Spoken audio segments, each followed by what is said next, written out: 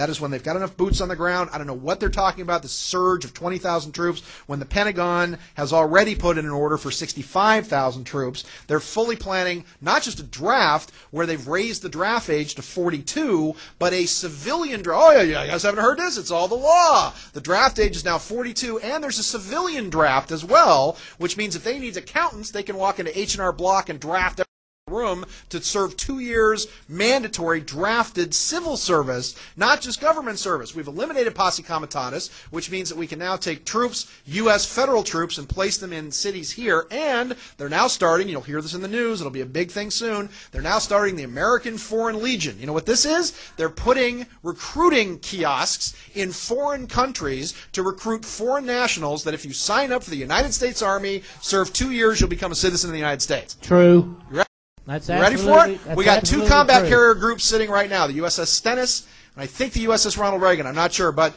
combat carrier groups mean that we've got probably 20,000 guys in each one of these groups right now sitting in the Persian Gulf ready to blow up Iran. And if we blow up the Iranians in April, then that means we're going to use tactical nuclear weapons to do it. And if we do that, then that means Putin can say, well, why can't I use them on the Chechens? And the Chinese will say, well, why can't we use them on the Taiwanese? And Kim Jong-il will say, well, hell, why can't I use them on South? And suddenly it opens a whole Pandora's box of nonsense, of going on and on and on with all of this. I want to say something, and that's where it boils down to. The last time Sean and I were on the same stage, he and I made a bet, and I won. Well, that was a bet that you couldn't not talk for more than 45 minutes. So it's like that was the bet. Richard has the floor, Sean. I'm going to make another bet with Sean, if he will accept, that April 7th will come and go. Not happen. And the reason, I'm going to give you the reason why this fear scenario, which I don't accuse you of buying into. You're reporting what your sources are reporting. But remember, the lie is different at every level. The way this system, by the small handful who are desperately hanging on with their fingernails to control the system, the way they manage the system is to inculcate fear. Fear is the key. However, there's a bigger fear. And the bigger fear is what's coming vis-a-vis 2012. If that scenario were to play out, so many things would unravel that what they need to be in place for the bigger fear will in fact not take place. They need all us nice compliant slaves to keep doing what we're doing, to keep making the money and handing it over to the IRS and all the other stuff that's going on, because they have their own plans, which I'm going to talk about tonight and Monday night, vis-a-vis 2012, some of which involve some extraordinary things that are off this planet. If that went to hell in a handbasket, that scenario could not take place because you can't control the chaos. If you start losing nukes, if we basically nuked Iran, it would come so unraveled because Iran could then turn around and nuke or at least destroy the pipeline infrastructure for the oil for the Western world. That brings the industrial giants to a crashing halt, and the productivity that they are relying on to get out of Dodge before Dodge goes away will come to a crashing halt. Well, it brings China to a crashing halt, not so much the rest of us, I but will China. make you a bet that this is not going to happen according to that scenario. What would you like the stakes to be? Nah. You know, the reason I quote April 7th is because when I talk to intelligence guys who say, look, this is all Cheney this has been working on for the last 6 months. If Cheney doesn't get this war happening, they're going to feed him to the wolves. That he is probably going to, because of the Libby thing, later on this year. I'm not sure if that's such a good thing, because who's going to be vice president? Jeb Bush is just standing around doing nothing. So it'll be very interesting, very interesting sort of thing. So hold on. Let me finish my thought. Take the bet. The reason.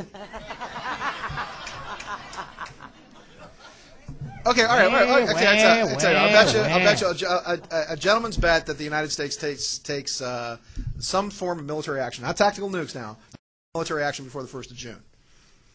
So now we've gone from April 7th to the 1st well, of because June. because they said they would be ready. They would be ready by April 7th. That boots on the ground and the bases in the place I talked about. From tactical nukes now it's some form of action. Well, tactical nukes as far we would have to use tactical nukes against them. And this is the scenario as it came down. Hold on one second. I trade in the foreign exchange markets. What I do is that I do remote viewing, and we finally put together an investment club, the Delphi Associates Investment Group. We've got some stuff back there on it, but I do remote viewing on the charts on Sunday, I send them to my traders, and they trade the charts using those charts. We've got a desk in Burlington, Vermont, and they use those charts as a precursor, if you will, as some foresight into the markets. And we've done fabulously well. We've made probably last few months we've made about 150% profit, and done very, very well. On Thanksgiving Day, the Chinese, the Syrians, the Iranians, and the British began attacking the U.S. dollar at 4 a.m. on Thanksgiving Day, which became known as the Thanksgiving Day Massacre for anybody that's familiar with these markets. The Chinese were going to dump $1 trillion U.S. dollars on the world market, basically collapsing our economy. If they were to dump $1 trillion, we could just kiss it goodbye. We sent Hank Paulson, who I've known for about 12 years or so. We sent Bernanke. We sent our economic A-team to China. And this is what came down to convince them not to dump $1 trillion. And this is what was said on the inside. Say who particularly said what, but basically the United States came down to the fact that they said, well, I'll tell you what, you want to dump $1 trillion, how about we blow up 100 miles worth of pipeline between Iran and China? How'd you like to go without oil for a month? And the Chinese were just in complete shock, and the interpreter said, quote, we cannot believe that the United States of America would do anything that insane. And the comment was actually reported to be made by Henry Paulson, because I could see him say it, where Henry Paulson looked the Chinese dead in the eye and said, have you met the guy I work for? And the Chinese were so taken back. Not only did they not dump the currency, you guys have to. It's a game of risk. The reason we're in Iraq and Iran right now, if we pull out of Iraq, it means the Turks take the northern part and go at it to the Kurds. If we pull out of Iraq now, it means that the Iranians move into the southeastern section of Iraq, where they fought an 8-year war with the Iraqis and control 20% of the world's usable oil, which means we're stuck. We got 160,000 hostages, all completely surrounded by hostile, crazed Muslims in that country, all ready to kill us. And at the same time, the Iranians are dealing with the Chinese. Don't take it that far. If we don't take that, if we don't control the oil in that area, what they're trying to do geopolitically is slow the economic growth of China and use the oil against the Europeans, which is sort of a reformed Fourth Reich, if you will, the Euro, the Russians, and the Chinese. Because the Chinese are building a city the size of Philadelphia every 6 months. And the only thing that slowed them down is the high price of oil and the fact that copper went through the roof because they had to go to PVC pipes instead of copper. So a lot of what you're seeing right now on the geopolitical stage is a way to not only balance the fact that our dollar should completely jump off a cliff, but to also control Red China. So hold on, Sean. Yeah. How do you, let's to this April 7th thing. And the tactical nukes. Okay. Well, the tactical nukes, because I have some of the same sources that Sean has. And if you move 2 strike groups, they're not battle groups, they're strike groups.